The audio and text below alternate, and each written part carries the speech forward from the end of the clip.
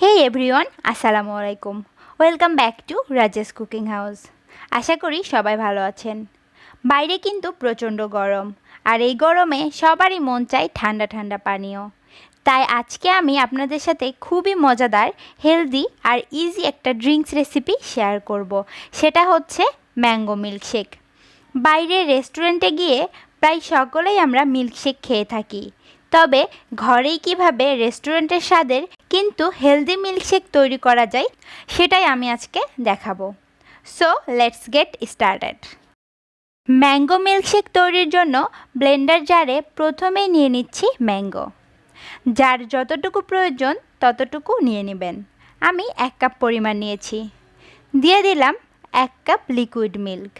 এটা আমি আগে থেকেই ভালোভাবে জাল করে ঠান্ডা করে নিয়েছি।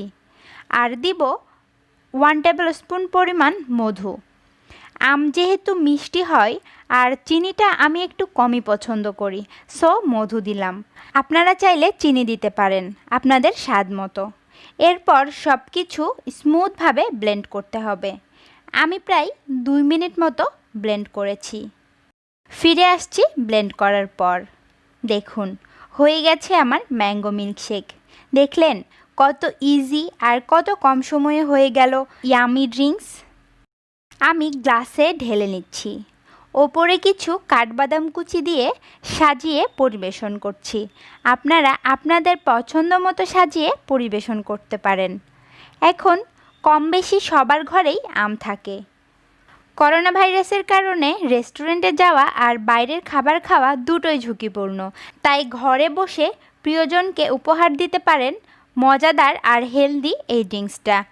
আর যেসব বাচ্চারা ফল খেতে অপছন্দ করে তারাও এটা অনেক মজা করে খাবে। একবার দিয়েই দেখুন। আশা করছি আমার আজকের রেসিপি আপনাদের পছন্দ হয়েছে। বাসায় অবশ্যই তৈরি করবেন আর আমাকে জানাবেন কেমন লেগেছে। আমার নিত্য নতুন আর এমন সহজ সব রেসিপি পেতে আমার চ্যানেলটি সাবস্ক্রাইব করে পাশের বেল বাটনটি প্রেস করে দিন। আজকে তাহলে এখানেই বিদায় নিচ্ছি। সবাই অনেক ভালো থাকবেন, সুস্থ থাকবেন, আমাদের জন্য দোয়া করবেন। আল্লাহ হাফেজ।